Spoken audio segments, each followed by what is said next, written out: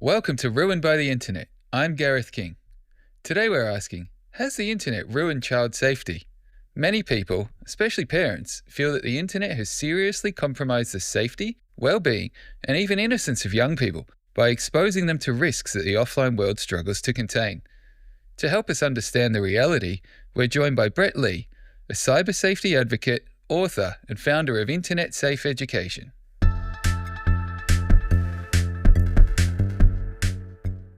Brett, thank you so much for joining us and welcome to the show. Thank you, Gareth. Pleasure to be here. Before we begin, can you tell us a bit about the work that you do and what led you to this area of expertise? Look, for the last 17 years, my primary business is going into school communities, whether they be primary or secondary, all across Australia and New Zealand, educating students right from prep right up to year 12, teachers and parents in relation to how to get all the great things that technology has to offer and reduce risks, so cyber safety. And how I got into this was in my former life, I was a detective. And for the last 5 years of my career, it was my job to go on the internet and assume the fictitious identities of children to locate, identify and arrest child sex offenders. And after doing that for 5 years and arresting hundreds of people just for doing the wrong thing on the internet, I was looking for something different. So to clear my head, I took a contract and I went over and I trained police in Iraq, which was a bit of an experience. And when I got back from there, I really saw the need to pass on the unique face of technology that I got to see for the end user. When I was in the police, our inspector said to me, "I've got a friend who's a principal at a local school. Would you mind going and speaking to the year 10 girls about some of the dangers?" And this would be back in like the year 2001. So we're talking 24 years ago. And me and my partner, we went there and we did a bit of a presentation, and I was just flabbergasted by the lack of insight and knowledge that these year 10 girls had. And I thought they would be the perfect victims online. So that sort of first spawned me to want to start educating the community right back in 2008. I started the current training business that we have now. Yeah, that's, it's already sounds quite heavy just through that intro. But yeah, obviously the internet even since 2008 has just changed so much. And, I can remember when I first probably got access to the internet, it was like 1998 or something, and then I think to 2008 and then to now, and it just feels like this exponentially increasing change. So who knows, where that's going to go. But that said, from your perspective, what's the most significant ways the internet changed childhood safety and created challenges that we just weren't prepared for? Look, I really think it is multi-leveled, and Gareth, I think you and I could talk about it for weeks, the different aspects of technology and how it affects human beings. But look, over even the last 10 years, the amount of young people who now frequent that world has dramatically increased. I know that when my kids were in high school, our biggest challenge was making sure they didn't send too many texts because you had to pay 15 cents for every text that you sent. So, but now, there's so many different platforms. There's so many different ways for people to connect. People are getting on older. There's a lot more content out there that could be inappropriate for young people. It's become so ingrained in every aspect of our life. And like I said, younger kids are getting online, and there's positives with that as well, but older people as well. So look, back when I started doing it, it was very limited, not only the amount of young people that got access to public spaces online, but the amount of adults there as well. So that's the big thing I've seen is the increase in traffic on the internet, the increase in content, and the speed. I can remember, when I first started doing it, I don't know if people remember, you download a photo and it would click down the screen as it loaded each little bit, each little frame of the photo. Now it's just instant, 4K video, instant. So, I don't think we've changed as human beings, but I think there's a lot more human beings now that are part of that world. Yeah, I guess because it is obviously so ubiquitous in our lives, there's not really any escape from what the digital world is touching. Does it create its own set of new dangers simply by the nature of the technology? or is it simply reformatting, sorry, existing problems, in a digital way, or is it doing both? That's a really good question. I believe it's doing both from my experience. Before the internet, a parent never had to worry about an adult person with evil intentions entering their child's bedroom. Mm. That's just something we never considered. Now, since the advent of the internet, when young people may go into their bedroom and they get access to technology, they can get access to these people, and predators can get access to them. And in a lot of ways, the predator there is a lot more effective because the kids don't even get a chance to see the threat. They just get a chance to see, what someone else presents to them. So, look, we've always had child sex offenders, and this is what I say to parents. We're not really dealing with any new issues. Bullies have always been around. People who want to rip us off have always been around. Child sex offenders have always been around. This is a new medium, but it's a very effective one where predators can connect with young people very quickly. They can move through different ones to identify a need or a vulnerability. And the internet is the perfect platform for that. Not saying it's the internet's fault, of course, but it's the perfect vehicle for child sex offenders. Mm. And I think that point you touched on earlier around kind of, just pretending to be obviously somebody that you're not, like the whole point, what's that saying, on the internet, nobody knows that you're a dog.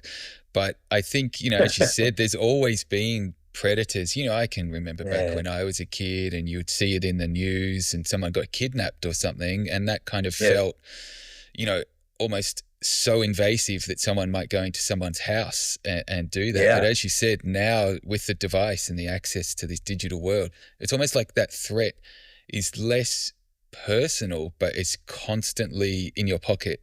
And I think that just the avenues, as you said, just lets people with that intent just have so many more options to be doing this sort of Yeah. thing. Look, that's exactly right. And you touched on something there that I talk about, whereby the internet can dehumanize people, where we're dealing with two-dimensional data. And I wrote a book on the different types of predators out there, from the slow patient groomer to the speedy predator to the boy lover to predators who are specific as to what they're looking for. And there's a predator that I call the opportunist, which I believe is somebody who probably never would have offended against a child in the physical world. And this is just my opinion from my experience. But presented with a child on the internet, maybe they sorted out, maybe they didn't. They're prepared to do the wrong thing by that child. So again, this is the nature of technology that, I say to parents, if we don't teach our kids about the nature of that world, the internet's very good at sucking things out of people's minds that would normally stay there and encouraging sometimes good people to make bad choices. And please don't get me wrong, because someone's an opportunist, the damage that they can have on a child is just as great. And just going back to where you said about how I pretended to be a young person online and how effective that screen can be. I remember when I'd arrest a child sex offender, every single one of them, and they were sitting in the police station being interviewed. And I disclosed to them that you weren't talking to a 12-year-old boy or girl, you were talking to me. And I could tell by the look in their eyes that they were struggling to comprehend that. Because that child that they were talking to online was as real to them as someone walking around in the street. And some of them needed convincing. They thought that child was real, that I was actually lying. So that's the effect that, technological use, looking at that screen can have on a human being's mind. And they were adults. Do you think, since that time, that mindset would probably still remain? Are people still in this disbelief, or are we so desensitized to being hit with things that aren't as they seem through digital means that there'd almost be that kind of assumption? There'd be no surprise if you were to hypothetically say that to somebody today. Yeah, look, that's a really good question. I like to think that I'm a bit of a thought leader in relation to this technology and the human mind and how we interact, but that's something I've never progressed past myself. So, look, I really, that would be hard for me to say. I just know it imprints a very real picture on a person's mind. I liken it to, and this is just layman talk, that as human beings, we're set up that seeing is believing.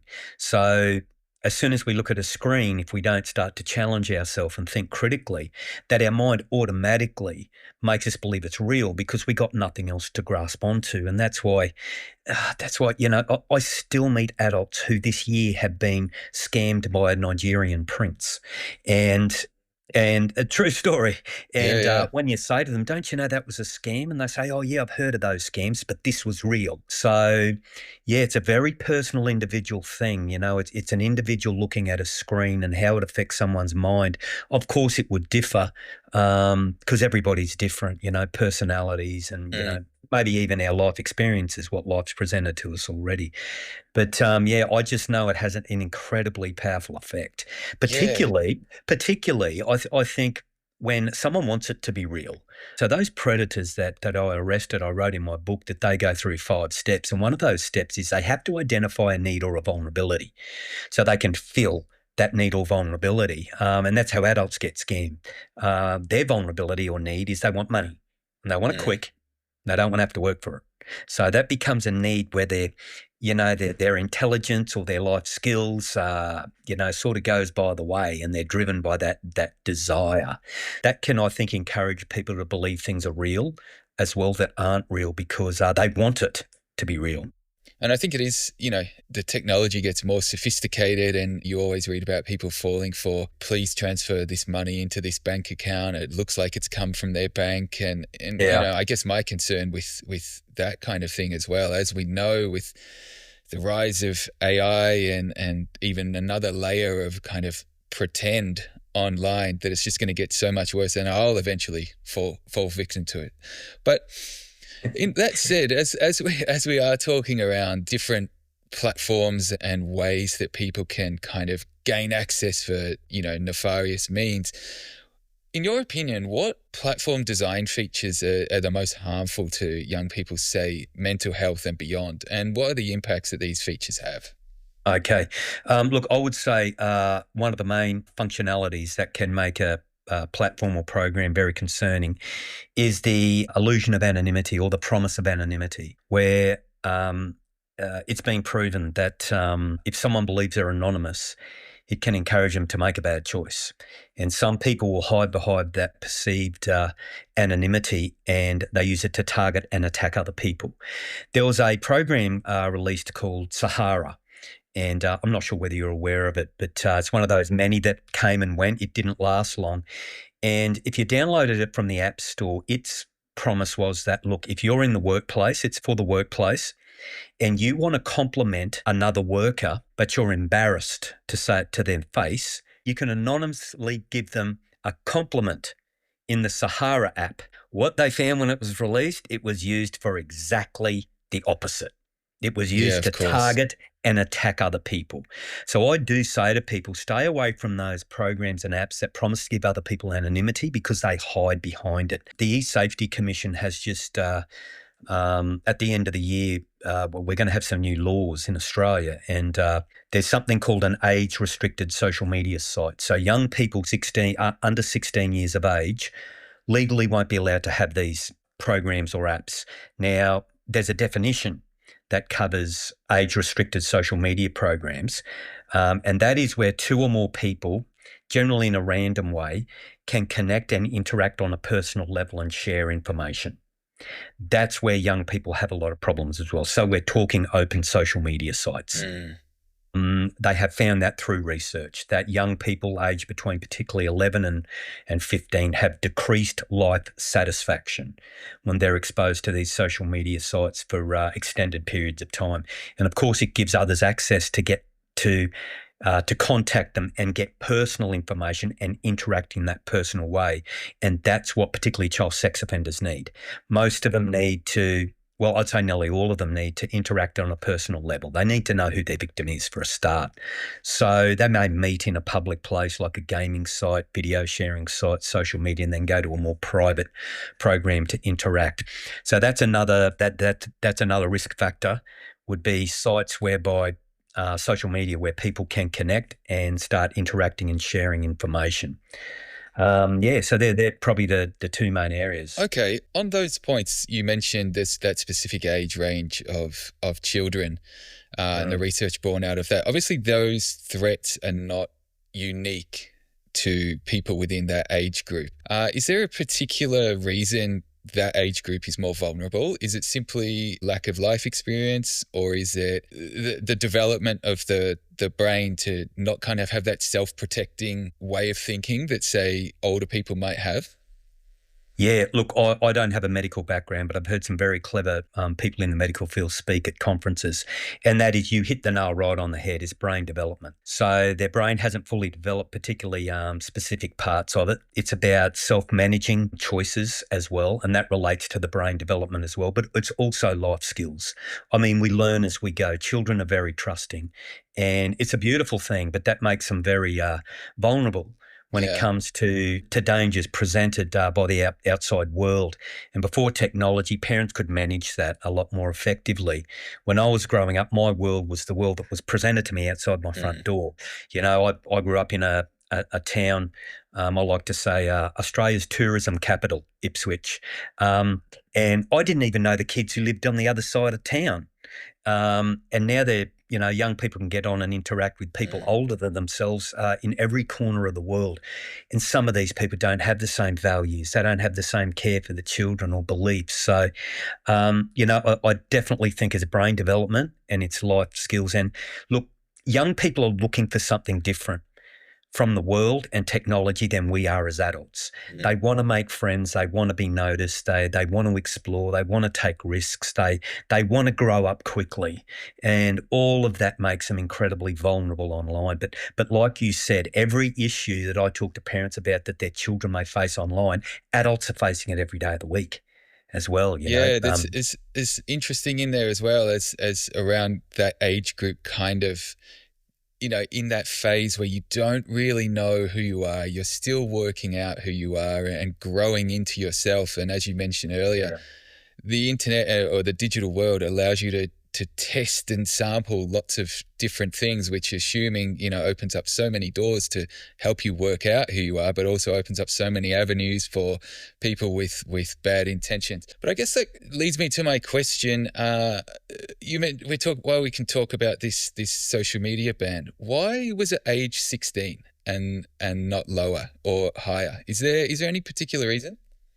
Again, a good question. I can only surmise, and I'll tell you what some of my thoughts are. They had to start somewhere. So Okay. they thought if if we start at 17 or 18, we're going to get a bigger backlash. Let's get the community used to this first. And I think the real young kids, 15, not that that's real young, but 15 and below, they are the most vulnerable. Only because what we're talking about lesson to brain development and life skills. So I think that's where they're starting. Will it increase in the future? Maybe. We don't know. How will this roll out? We don't know. Will it be perfect at the start? We know that. No, nothing is. But I believe it's about changing, changing our community whereby we create a new norm. And I spoke to parents last night and I said to them, maybe in 10 years' time, a parent's going to go to another parent. Do you remember back when kids under 15 used social media? And that other parent will probably go, no. Oh, yes, that's right. So what we're trying to do is change a community. That's what we're trying to do. Just like kids have to be a certain age to vote, to get tattoos, to drink, to smoke, this is going to be another one. And our government's determined that this is for their health and well-being, the same as those other things that are. Mm. So I think they've started at 15. No, well, 16, you can have a restricted social media site, so Mm. it's under 16. So I think that's probably why they targeted that. And of course, it was to do with their research as well. So one Yeah. bit of research they had was that they researched 17,400 young people in that age bracket. And they found that particularly, I think it's girls between 11 and 13 and boys between the age of 14 and 15, as I mentioned before, that they had decreased life satisfaction, maybe due to extended use, so they're missing out on education or other activities. Maybe it was being exposed to inappropriate content, being groomed, or, bullied as well. Mm. So cyberbullying. So it's not kicking kids off the internet. It's just restricting them from some of the programs that have been causing a lot of issues for young people in this country. Yeah, Yeah. that's just on the point of bullying there. It's like, the more I've spent time thinking about this ban and the pros and cons, and without going into either of our position on it, one of the things that I've kind of tried to wrap my head around is the fact that, as you said, bullying, say you're getting bullied at school. I remember when I was at school, you might get bullied for the 6 hours a day that school was there, and Yeah. then once you're home, you're safe again, and you can escape that Yeah. bullying. But the fact that so many young people have these phones with so many avenues to bully, and there's just kind of no escape from Yeah. that or whatever other problem there. Like it just makes me really wonder that, I just can't wrap my head around what it must be like to be a young person being bullied and Yeah. just literally have no escape unless you threw your phone in the bin or something. Okay, well, while we just touch back to the potential social media ban, you mentioned that there'd be a kind of a restricted internet, that when you turn 16 and you might get your L plates for the internet, kind of metaphorically. What would that look like? And would it potentially bring another sort of risk, which might be taking someone who's 16 and just throwing them onto the internet with kind of no exposure to anything? Does that make them more naive, or is it that they're a bit older and they might be able to, recognize the danger signs? Look, that possibly could be the case, but I don't think that's what's happening here. So at the moment, they've only got 5 programs that are going to be age restricted. So that means, children up to the age of 15, with the guidance of their parents, can basically have access to every single other thing on the internet. Okay. So it's only these 5, and it's going to be managed by the social media companies themselves. Mm-hmm. So they're going to be required to establish identity. And if someone's under the age of 16, it is their responsibility. The onus is on them to not allow that account to be created, or if there is a person under 16 with one, to deactivate or delete that account. So the total onus is going to be on the social media companies themselves. And at this stage, there's 5 of them. At this stage, I believe, look, it's changing every day, YouTube's not included. So a young person can still use YouTube. I believe they can still use messaging programs.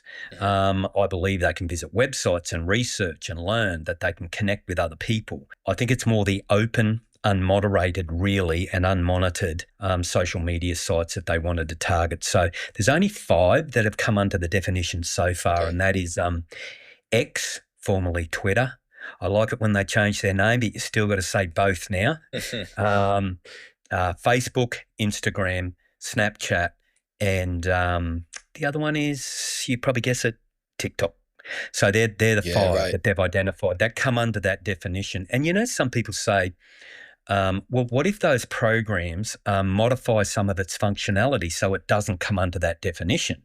I say, fantastic. That's the whole point. So then, 13, 14, 15-year-olds may be able to use it because they have made it that bit safer. That I don't see.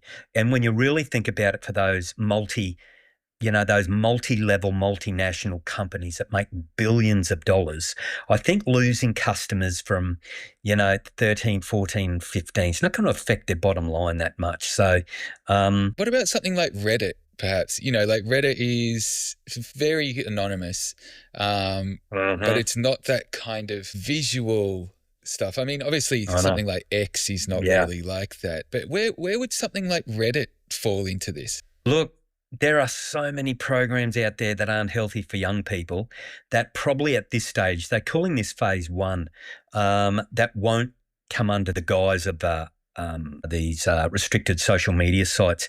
Now, there's companies that are run from other countries as well. I'm not sure where Reddit's run from, that refuse to comply. So that's going to be another challenge as well. So look, I always say it always comes down to the parent. I mean, but I know the struggles parents have. I'm a parent myself, and I know the struggles they have, and it is hard to manage. But if the parent managed it effectively at their end, I don't believe this would be needed. But it is very difficult. And look, there are so many other programs. There's a program called Ask FM. which is an incredibly dangerous program being linked to hundreds of teen suicide around the world. Really? And its main feature is promises anonymity, and they don't care what's said on there. They nearly encourage people to do the wrong thing, and the people who own it don't care. So they will not do anything about it. And it's not run out of a country like Australia or England or Canada that monitors and investigates this Right. and What has oversight. Yeah. just to clarify, what is Ask FM? How does it work? Ask FM is where now Ask FM's been around for about 20 years. Mm. And it's I call them fringe programs. Reddit, for kids, I call Reddit a fringe program. One or two may use it for a while, a couple of their friends, then it drops away. They go back to the normal ones, Snapchat, TikTok.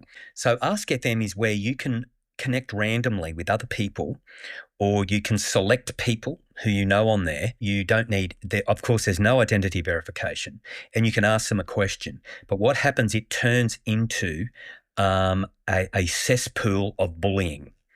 And I mean really, really bad bullying.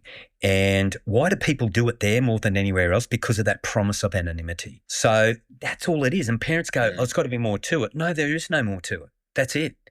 So that's the effect that can have on a young person, just that promise of anonymity. Look, it is becoming quite rare. You know, 15 years ago, I'd go into a school and the students had heard of Ask FM, whether they had or hadn't used it, the school had heard of it. If I go into a school now, there's a very good chance the teachers may have heard of it, maybe not, but the kids haven't. But they're still out there and they can infect communities very quickly. Yeah, I was only asking because I've seen the name and I've never looked beyond that, and I was just curious what it was. But you mentioned something a couple of minutes ago around with kind of guidance from the parents. You know, they could almost help curate a more positive experience online for their kids. So maybe we'll move on to some more positives and benefits. Yeah. You know, we know there are some. Of course. Beyond, say, that community building and friendship and support and learning and development, what else? You know, we know that certain things allow young people to be creative. We've all heard of, you know, young musicians who've been creative and posted some songs online, and then that's been their big start. So there's obviously lots of benefits to access to the digital world and potentially social media for young people. How would this kind of stuff continue under, say, any kind of legislation, or would that fall into more parental or guardian guidance and access 16 plus? Yeah, look, it'll always come down to the parent, I believe. And you just mentioned it, Gareth, that, you know, most people, not only adults but kids, have a pretty good time on the internet. Most people don't face life-changing, issues because of technology. And every school I go into, primary schools as well, sometimes right down to year 1 and 2, they're using technology to learn. Now, of course, they say to me, we've got to be very strategic about it. We're not, e-learning isn't about technology. It's about learning. It's about using and managing and overseeing technology in such a way that kids can learn and stay safe while they're doing it. The problem, the issues young people generally have are not with educational programs. They're with the programs outside of that they like to use, extracurricular. And they're the ones that parents are really always going to have to manage. Because once a child walks out of the school can't put really anything in place to manage choices except education when the kids walk out. So look, with parents, it's if they need technology for their homework, they talk to the school and say, well, what device do they need? And it's usually the school device. How long do they need to do it? A lot of schools run those sessions for parents at the beginning of the year to say, this is how it is. There's no games to be downloaded. It's a learning device. If you have a problem, this is your contact person. So working together as a team there. And then each parent's going to have to decide with themselves what they're comfortable with when it comes to their child using technology outside of their education. And all I say to parents is there's just 5 things to remember. I hope I can remember the 5 without searching for the answers. And it's continued conversations. And I said to a parent parent, that's your greatest weapon, because this is really about people. Child sex offending is about people. Cyberbullying is about people. It's not about technology. So constant communication, rules and boundaries, knowing that you're the one who has control over technology. There's not really a choice you can make. If you make it, in all good faith, that's really going to change the outcome of your child's life. The other one is considering filtering or monitoring software like parental controls. And it's not about spying over kids' shoulders. It's about just helping them manage that world when it comes to just knowing where they're going, who they're communicating with. And I think every parent has a right to do that. We grasp onto that right in the physical world. I mean, why not? Why not know where my child's going and who they're communicating with? Block certain websites depending on the names of their ages of their children. Yeah, so it's pretty simple. Look, the strategies I think are simple and it can't be complicated. Life's very busy and, so I just get the parents to use some of the skills they already have, work with the school. And you know what, at the end of the day, everyone's happier. Of course, a young person is going to want to use a particular program. Of course they are, because they're a young person. But if a parent says no, everybody, I believe, is better off. If that parent does it for a reason and explains it to their child why. I've heard young people have problems in here, let's look at something else.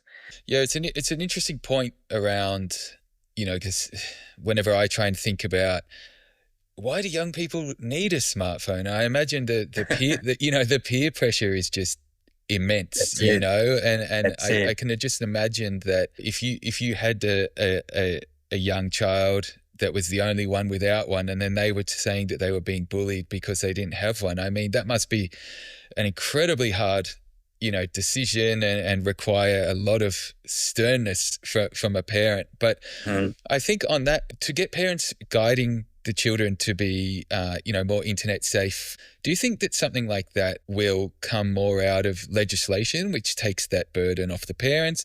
Or do we need to get to some kind of critical mass where if everybody's doing it, the kids will kind of become more comfortable not having access to this stuff? Look, I think so. And that's what I mentioned earlier about becoming the new norm. And I think that's what the government's doing it for, to take the pressure off parents. I hear this every single day of the week, what you just said. My child's come home and said, everybody's playing Fortnite. So that parent feels that if I don't give my child Fortnite, they're going to be the only one, they're going to miss out, I'm going to be a bad parent, and they're going to get picked on. Now, there's no evidence that says that's what's going to happen. I mean, when I was growing up, sometimes I wasn't allowed to do things that might, like go skating during the week. I didn't like that, but that's just how it was. My parents made that decision. Maybe the kids talked about skating the next day and that made me feel a bit, that's not fair, but I moved on. And I think that's a part of building resilience as well, and not feeling I have to have everything all the time.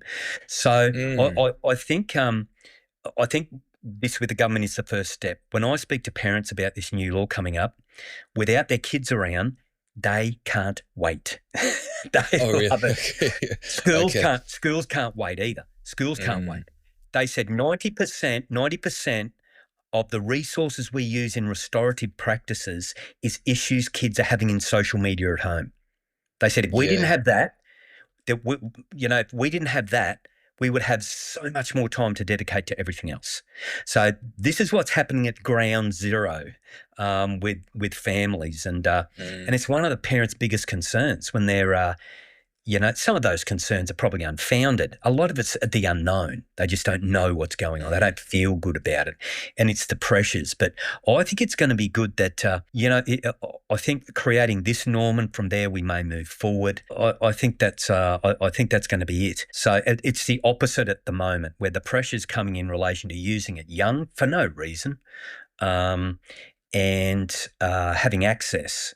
Only because everyone else does, or we have that perception. So I think we just want to flip that, whereby the parent feels comfortable that, no, you don't have social media till you're 16. Yeah. There's all these other programs you can use. You can go and play these games. You can chat to your mates here. That's an interesting point there. I want to touch on two of those things, one being games, before I forget, or come back to that, and you mentioned Fortnite, but then also parents kind of not seeming so unreasonable. As you mentioned Mm, before, you can't go skating during the week. I remember I was probably like 10 and I couldn't get some Air Jordans or something. And I yeah. thought my parents were the most horrible parents in the world. But it's an interesting point that I wonder whether there'll be kind of any kind of stronger connection between, say, children and parents without so much distraction of devices and things like that, because we all know that they can be used to buy some quiet time and get a little bit of peace, and that's a whole other issue that I don't really Yeah. want to go too far down today. But in terms of any specific platforms and types of online activities that young people, whether they're under 16 to 18 or beyond, what ones do you see are overwhelmingly positive for kids? We know there's kind of community building, friends, and if it is Fortnite and gaming, that kind of challenge and things like that. But in your experience, what have you seen that is absolutely undeniably positive for young people online? Look, I think where young people are having to be critical thinkers when they're using their imagination. So that's why sometimes I think gaming sites are quite good, but of course they have to be managed with time limits, Mhm. because that's a whole nother discussion in relation to the triggers built into the games that affects the human brain. So I think gaming sites are good, but look, potentially they can connect with other people, and that's. But I think gaming sites are good. Look, for primary school age children, the king at the moment is Roblox. That is the king. It has well and truly taken over from Minecraft. And parents say, is it good? I say, no, it's not good and it's not bad. It just is. Mm. So you put time limits in place. You talk to your kids about language. You guide them towards positive games and who they can and can't communicate with, and what to do if you have a problem, and just to keep those conversations going. And, people sometimes try and minimise these strategies and say, oh, yeah, that's all well and good, but they could still have a problem. What I just mentioned there reduces risk by 95%. you Yeah, know, I was just going to ask you that. It feels like there's not and the kids really can any. still have fun. Yeah, and play Yeah. the game. So I think games are very good. There's little creative websites. There's now I'm not promoting any of these, but there's there's Mathletics, and there's little Mm. word game videos word games that young people can play. When they're at school. Look, the thing is, when there's people managing it, they're the platforms properly. They're the platforms that I believe are healthy for children, where people are responsible for their actions. And if someone does make a bad choice, if it's reported, that it's addressed. So that's why I would say people look out for programs that are prepared to do that. Okay. So look, yeah, there's lots of educational programs, of course. And do you know what? When I was going to school, if I was going to do if I was going to do a project on Japan, I'd have to go to the library and they'd have one book, and it would have been checked out by somebody. Now kids in primary school can get online and talk to children in Japan. So, and it can interpret under it. So that must expand someone's mind, being able to do that. So Yeah, look, for sure. there are great programs out there, and the eSafety Commission, I believe, talks about some of those on their website, esafety.gov.au, and they're the federal government go-to body. So Yeah, I mean, obviously, a lot of those positives there come down to this notion of learning. I'm just trying to draw a distinction between what, say, these children might be learning via technology and the digital world at school. Is there anything that they might be able to log on to outside of school that obviously would come with risks, social media wise in some regard? But is there anything that does what are the positives that people get out of it, or young people? yeah, look, it's very hard for me to say that, only because the purpose of social media is that it is largely uncontrolled. The first thing is this: no identity verification. So that's the first thing. So, without that, anybody can be any single person. I know there's child sex offenders in Roblox right this very second trying to connect with and groom children. I'm not saying kick kids out of Roblox. I'm saying that, that's one aspect of it. So where is somewhere that's safe where they can interact? Look, I think platforms where they can pick and choose and only invite people in that they choose. That would be in the perfect world, but being pragmatic, look, the right protections in place, I think a young person, particularly 16 and over, can benefit from social media if it's used for the right purposes and very strategically. I mean, one, you put your privacy settings in place. I mean, that's a gimme. Everything comes down to our identity. If we haven't learned that our identity is worth more than gold now, I don't know what's going to show us that. So privacy settings to sort of try and control who gets access to your information, determining who can and can't connect with you. Another big thing, and this happens to adults as well, a psychologist, a prominent Australian psychologist actually said to me that the human brain, particularly young people, when they see something that's out of the ordinary or concerning or violent, their mind's automatically drawn to it because it's not the norm. And that's what they will focus on. Like if they're being bullied by 5 people online, they think everybody's bullying them and they feel on their own. They don't see the billions of people who aren't bullying them. Their attention's drawn to that. So encouraging all people to move away from content that we know probably isn't the best for us. And that's hard to do sometimes. But it's all about, surrounding yourself with good people. It's sort of that principle. You'll be happy if you surround yourself with good people. If you surround yourself with bad people, you're probably going to feel like them. There was some research done where they got a student who was very problematic. I think this was done in England. And they put him in a very exclusive school into a friendship group of 6 high-achieving, very well-balanced students. Instead of them raising him up, he dragged all them down. So, which I thought was very, very interesting. And look, technology in that way, if our kids are going to expose themselves to negative content, that's what's going to create, of course, a lot of mental health issues and, a distorted perception of the world that we live in.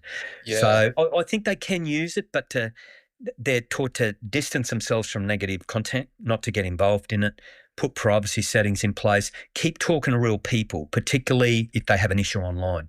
Because I sort of say to people, look, the internet's a bit of a paradox, whereby you're actually in the most public place you'll ever be, 5 billion people.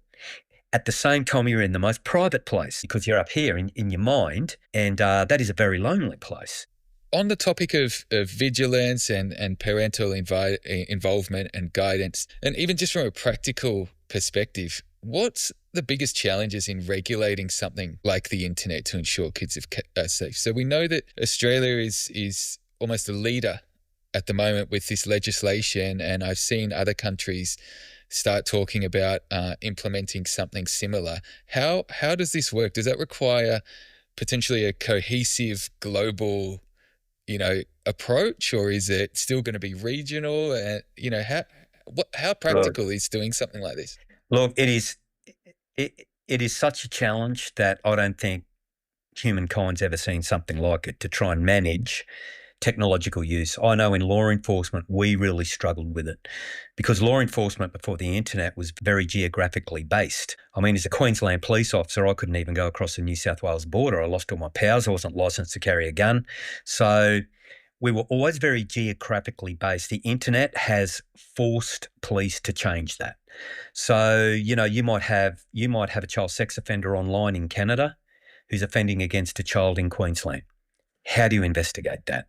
So great leaps forwards have been made. There's a virtual global task force. I don't know whether that still exists, but there's the federal bodies, law enforcement bodies of each country are working together. And they could say, look, this guy has forwarded a child abuse image. What we need that as evidence. We can't forward that to the other police because that would be an offence. So lots of changes has been made, and it was always a challenge. Now, when it comes to us as a community managing, child safety online, it is going to be difficult because we have not only different stakeholders, we have stakeholders with different motivations. We have our government, which is being represented in this case by the Safety Commission, who of course is a government body. We have social media companies who, of course, their main objective is to make as much money as they can. And they can only really be the ones who even half-based in this country, and we'll work with the government. Then we have internet service providers, of course, where people access the internet. They will be a stakeholder as well.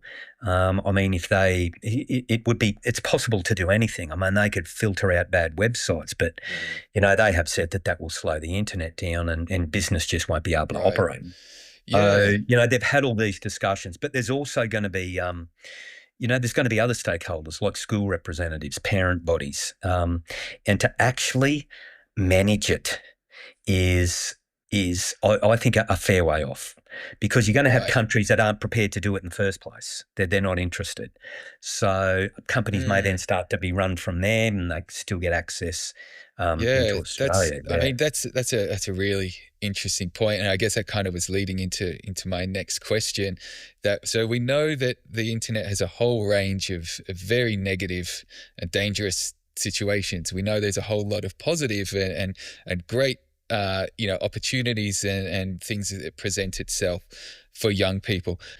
How can we all either push for, or parents can help manage, or those service providers or the platforms, etc.? Like, what changes do you think are most critical for all of us to make, both individually and collectively, to ensure the safety of children everywhere around the world? Yeah, look, I really don't think the main change is going to come from social media companies, internet service providers, or the government. Now, I say this, and never do I judge a parent. It was a hard enough job as it was without dumping technology on top. But I think it's going to come down to the grassroots of each family. And I think we're doing a pretty good job. Gath, we have been talking about some of the negatives, but I think we're doing an amazing job as a community. Every school now has acceptable user policies. So kids are getting used to rules and contracts at school. Every single school is doing some form of cyber safety education. It may be even how to, if you're going to have a social networking site, how to set it up safely, some of the things to look out for. So I think it is ultimately going to come down to the parent body appreciating the importance and the value of playing that role, and which will give them the courage to sometimes say no so they can manage it, but also that they understand, because every family is different as well. So they understand that technology can play an incredibly effective role in a young person's life. And I believe it's essential.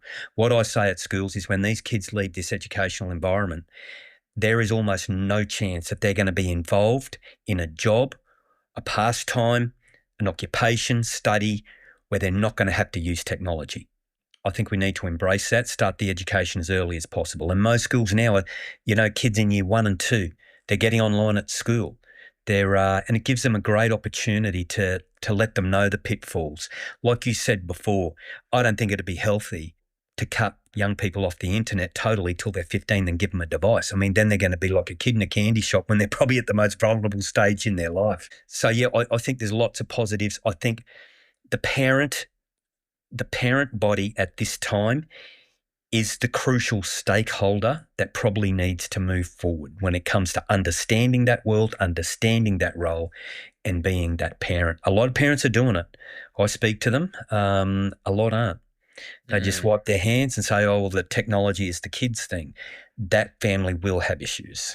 Yeah, so it sounds like it needs to be a very concerted effort from every angle to kind of do this. And it's something not hilariously ironic, but something very ironic in the fact that it's going to take a bit of community building and everyone kind of coming together to focus on the positives and create something positives, when to an extent community building is something that the digital world strips away as we get so more narrow and narrower into our own little worlds, as we've touched on. All right, just to finish up then, what's one piece of advice you'd offer anyone concerned about their child's risk online, that they're not really sure about how they can approach it, how they could bring it up with, their kids, and just something that might be comfortable for them to do that they could do right away? Right away, I have lots of advice. No, look, I know the key, whether it's adults or whether it's young people, is communication. What that specific communication looks like, I think a parent is probably fairly adept at talking to their kids, knowing the personality of their kids, because every child is different. I can say this to a parent, is that the very first question a potential child sex offender would ask me online would be, do you talk to your parents about what you do on the internet? If the answer is yes, they're gone. They will not touch me. Bad things only happen in one place online, and that's in private. If they think that someone else is going to see or find out or get involved, they leave that child alone. They need that perception of privacy. That's why I always say open communication. Kids aren't the greatest detectives when it comes to hiding their emotions. So I've lost count the amount of children who have been saved because someone, a teacher, a parent, an uncle, an auntie, one of their friends' parents has asked them a question. And just because of that response, that adult felt instincts within themselves, nothing to do with technology. They felt an instinct that something wasn't quite right. When we talk to our kids, it gives them a feeling of support, that they're not on their own. Letting them know that if you ever have a problem, come to me, I'm on your side. We can fix it and you can get on having a good time. So I'd like to make it more complicated, but it really comes down to never underestimating the value and the power of having those lines of communication. Hey, what programs are you using? Is everything going okay? Hey, have you been chatting to your friends online? Have you seen anything that confuses you or upsets you? Just simple questions about them as a person. So that would be my one piece of advice.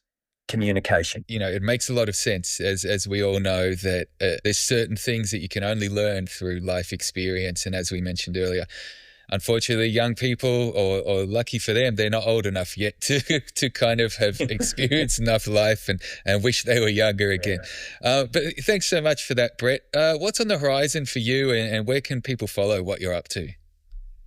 We have a website called internetsafeeducation.com.